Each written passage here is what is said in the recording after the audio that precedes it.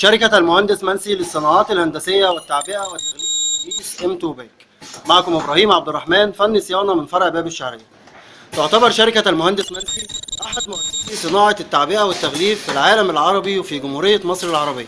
تقدم لكم النهاردة ماكينة التراسونيك موديل 221 M2 باك.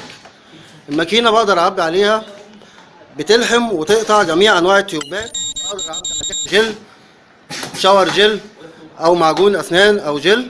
مقدمة لكم من شركة المهندس منسي للصناعات الهندسية والتعبئة والتغليف الحديث M2 باك. الماكينة كهرباء البيت العادية 220 فولت، بتستهلك كهرباء تقريبا كيلو وربع واط.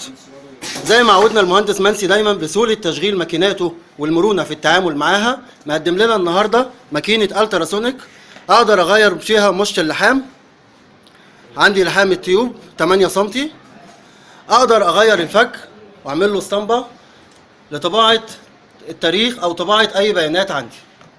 جميع قطع غيار الماكينة وماكينات المهندس منسي متوفرة في فرع باب الشعرية. جميع ماكينات المهندس